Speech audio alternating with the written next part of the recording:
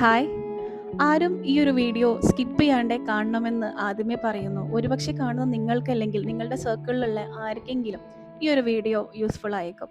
So, എൻ്റെ പേര് doctor അഗിശ്രീ Raghunath. ഞാനൊരു കൺസൾട്ടൻറ്റ് ഫിസിയോതെറാപ്പിസ്റ്റ് ആണ്. കഴിഞ്ഞ ദിവസം ഞാൻ എൻ്റെ ഇൻസ്റ്റഗ്രാം പേജിൽ ഒരു റീൽ ഷെയർ ചെയ്യുകയുണ്ടായി. ഓട്ടിസവും അറിഞ്ഞിരിക്കേണ്ട കാര്യങ്ങൾ എന്ന് പറഞ്ഞിട്ട്. ആ റീൽ ഷെയർ ചെയ്യാനുണ്ടായ ഒരു കാരണം എന്ന് പറഞ്ഞാൽ ഡോക്ടർ മനോജ് ജോൺസൺ എന്ന് പറയുന്ന ഒരു പുള്ളിയുടെ വീഡിയോ കാണുകയും അതിൽ ഈ ഓട്ടിസം ഡയഗ്നോസ് ചെയ്യപ്പെടുന്നത് ഗട്ട് ഹെൽത്ത് കാരണമാണെന്നും അദ്ദേഹം പറയുകയുണ്ടായി. സോ അതൊരു തെറ്റായ ഇൻഫർമേഷൻ ആണെന്ന് ആളുകളിലേക്ക് എത്തിക്കണമെന്ന് എനിക്കുണ്ടായിരുന്നു. അതുകൊണ്ടാണ് എനിക്കങ്ങനെ റീച്ചുള്ള ഒരു അക്കൗണ്ട് ഒന്നും അല്ല ഉള്ളത് എൻ്റേത്. പക്ഷേ ഐ തോട്ട് ഒരാളെങ്കിലും അത് സത്യമല്ല എന്ന് മനസ്സിലാക്കുമല്ലോ എന്ന് വിചാരിച്ചിട്ടാണ് ഞാൻ അങ്ങനെ ഒരു റീല് ചെയ്തത്. ആ ഒരു റീല് ചെയ്തപ്പോൾ എനിക്ക് വന്നൊരു മെസ്സേജ് ഇങ്ങനെയായിരുന്നു. ഒരു അമ്മയുടെ മെസ്സേജ് ഇങ്ങനെയാണ്. അതായത്, എൻ്റെ മകന് 4 വയസ്സുണ്ട്. അവൻ ഓട്ടിസ്റ്റിക് ആണെന്ന് ഈ അടുത്ത് ഡോക്ടർ സ്ഥിരീകരിച്ചു. പക്ഷെ അവൻ തരക്കേടില്ലാതെയൊക്കെ സംസാരിക്കുന്നുണ്ട്. പക്ഷെ അവൻ്റെ അച്ഛനും ഇതേപോലെ സ്പീച്ച് ഡിലേ ആയിരുന്നു എന്നാണ് പറയുന്നത് എന്നാണ് ആ അമ്മയുടെ മെസ്സേജ് ഉണ്ടായിരുന്നത്. അമ്മയ്ക്ക് ഞാൻ റിപ്ലൈ കൊടുത്തു. പക്ഷെ I thought to do a video regarding this. കാരണം ഇത് ഒരുപാട് പേർക്കുള്ള സംശയമായിരിക്കാം. ഇങ്ങനെ ഒരുപാട് മിത്തുകൾ, ഇങ്ങനെ ഒരുപാട് ഫാക്ട്സ് നമുക്ക് ചുറ്റിലുമുണ്ട്. മിത്തുകൾ, ഫാക്ട്സ് അല്ല, സോറി, ഒരുപാട് മിത്തുകൾ നമുക്ക് ചുറ്റിലുമുണ്ട്.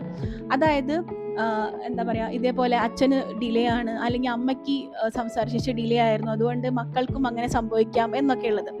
ആദ്യമേ പറയട്ടെ, ഓട്ടിസ്റ്റിക് ആയിട്ടുള്ള ഒരു കുട്ടിക്ക് സംസാരശേഷി ഡിലേ ആയിരിക്കുന്നു നമുക്ക് എല്ലാ കുട്ടികളുടെ കേസിലും അങ്ങനെയൊന്നും പറയാൻ പറ്റില്ല.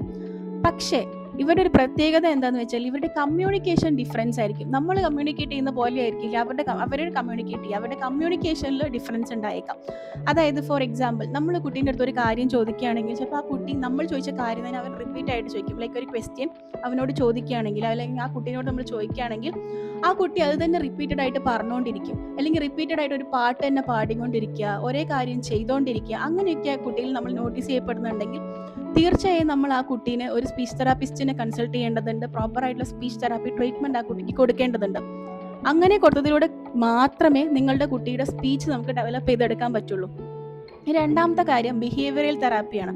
ഈ ബിഹേവിയറൽ തെറാപ്പി എന്ന് പറഞ്ഞു കഴിഞ്ഞാൽ കുട്ടികളുടെ സോഷ്യൽ സ്കിൽസ് കുറവായിരിക്കും. അവർക്കൊരു ക്രൗഡിൻ്റെ മുന്നിൽ അപ്പിയർ ചെയ്യാൻ അവർക്ക് ബുദ്ധിമുട്ടായിരിക്കും. അവർക്ക് വാശി കൂടുതലായിരിക്കും, ദേഷ്യം കൂടുതലായിരിക്കും. അങ്ങനെയുള്ള ഒരുപാട് പ്രശ്നങ്ങൾ ഓട്ടിസ്റ്റിക് ആയിട്ടുള്ള കിഡ്സിൽ കണ്ടുവരുന്നുണ്ട്.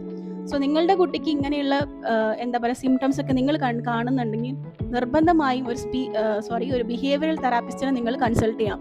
ഇതൊരു സൈക്കോളജിസ്റ്റ് ആണ് ബിഹേവിയറൽ തെറാപ്പി കൊടുക്കുക. സോ ഒരു സൈക്കോളജിസ്റ്റിനെ കൺസൾട്ട് ചെയ്യുക എന്നുള്ളത് ഏറ്റവും ഇമ്പോർട്ടൻ്റ് ആയിട്ടുള്ള കാര്യമാണ്.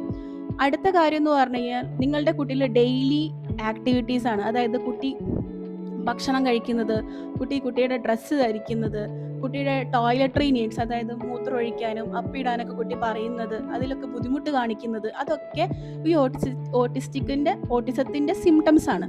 സോ നമ്മൾ ആദ്യം ചെയ്യേണ്ടത് ഇങ്ങനെയുള്ള സിംറ്റംസ് ഒക്കെ കുട്ടിക്ക് ഉണ്ടെങ്കിൽ എത്രയും പെട്ടെന്ന് തന്നെ ഒരു OT ഡോക്ടറെ കൺസൾട്ട് ചെയ്യുക, അതായത് ഒക്യുപേഷണൽ തെറാപ്പിസ്റ്റിനെ കൺസൾട്ട് ചെയ്യുക എന്നുള്ളതാണ് നമ്മൾ ആദ്യം ചെയ്യേണ്ടത്.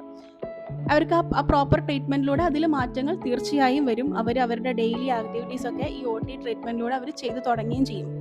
അടുത്തതായിട്ട്, ഇതൊരു ഓട്ടിസ്റ്റിക് ഫീച്ചറോ കാര്യങ്ങളോ ഒന്നുമല്ല. പക്ഷേ ഓട്ടിസ്റ്റിക് ആയ കുട്ടികളിൽ, ഓട്ടിസം സ്ഥിരീകരിച്ച കുട്ടികളിൽ നമ്മൾ കണ്ടുവരുന്ന ഒന്നാണ്, ചില കേസുകളിൽ കാണുന്ന ഒന്നാണ്, അവർക്ക് കാലുകളിലും കൈകൾക്കൊക്കെ ബലഹീനത കണ്ടുവരാറുണ്ട്. അങ്ങനെ കണ്ടുവരുന്നുണ്ടെങ്കിൽ, അല്ലെങ്കിൽ അവർക്ക് ഗ്രാസ്പിംഗ് പവർ, കൈകൊണ്ടൊക്കെ എടുക്കാനുള്ള ഗ്രാസ്പിംഗ് പവർ ഒക്കെ വളരെ കുറവായിരിക്കും. നടന്നുകൊണ്ടിരിക്കുക അല്ലെങ്കിൽ ഓടിക്കൊണ്ടിരിക്കുക, ചില കുട്ടികൾ തെന്നി വീഴാറുണ്ട്. അങ്ങനെയൊക്കെ നിങ്ങളുടെ കുട്ടികൾ കണ്ടുവരുന്നുണ്ടെങ്കിൽ എത്രയും പെട്ടെന്ന് നിങ്ങളുടെ ഒരു ഫിസിയോ ഡോക്ടറെ കൺസൾട്ട് ചെയ്ത് പ്രോപ്പർ ട്രീറ്റ്മെൻറ്റ് എടുക്കുക എന്നുള്ളതാണ്. സോ ഇത്രയും കാര്യങ്ങൾ നമ്മൾ ശ്രദ്ധിച്ചാൽ നിങ്ങളുടെ കുട്ടികളിൽ വലിയൊരു പ്രോഗ്രസ് തന്നെ നിങ്ങൾക്ക് ഉണ്ടാക്കിയെടുക്കാൻ പറ്റും. പിന്നെ പറയുന്നത് ഏറ്റവും ഇമ്പോർട്ടൻ്റ് ആയിട്ടുള്ളൊരു കാര്യമാണ്, നമ്മൾ പൊതുവെ കുട്ടികളെ, ഓട്ടിസ്റ്റിക് ആയിട്ടുള്ള കുട്ടികളെ ഇതേപോലെ ഓട്ടിസ്റ്റിക് ആയിട്ടുള്ള അല്ലെങ്കിൽ ഇതേപോലെ ഉള്ള കുട്ടികളുടെ കൂട്ടത്തിൽ പഠിക്കാൻ വിടുന്നത് കണ്ടിട്ടുണ്ട്. ഒരിക്കലും അങ്ങനെ ചെയ്യരുത് എന്നതാണ് എൻ്റെ ഒരു പെർസ്പെക്റ്റീവ്.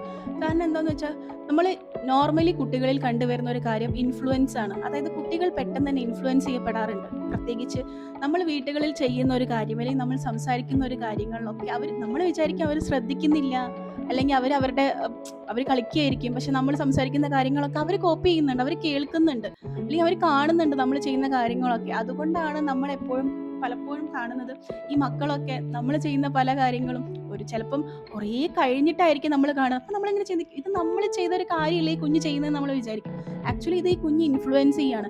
അതേപോലെ തന്നെയാണ് ഓട്ടിസ്റ്റിക് ആയിട്ടുള്ള കിഡ്സിലും, ഇവരിലും ഇൻഫ്ലുവൻസ് ചെയ്യപ്പെടാറുണ്ട്.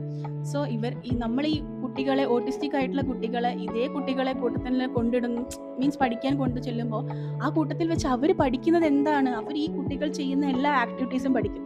ഈ ഓട്ടിസം കുട്ടികളിൽ ADHD കാണപ്പെടാറുണ്ട്. സോ അപ്പോൾ ഈ ADHD കുട്ടികൾ ഭയങ്കര ഹൈപ്പർ ആക്റ്റീവ് ആയിരിക്കും. ഇവർ ചെയ്യുന്ന പല കാര്യങ്ങളും ഇവരും കോപ്പി ചെയ്യും. ബാക്കിയുള്ള ചിലപ്പം നമ്മളുടെ കുട്ടിക്ക് മൈൽഡ് ആയിട്ടുള്ള സിംറ്റംസേ ഉണ്ടായിരിക്കുള്ളൂ, പക്ഷെ ബാക്കിയുള്ള കുട്ടികളുടെ കുറച്ചുകൂടി സിവിയർ സിംറ്റംസ് ഒക്കെ കണ്ടു വന്നേക്കാം.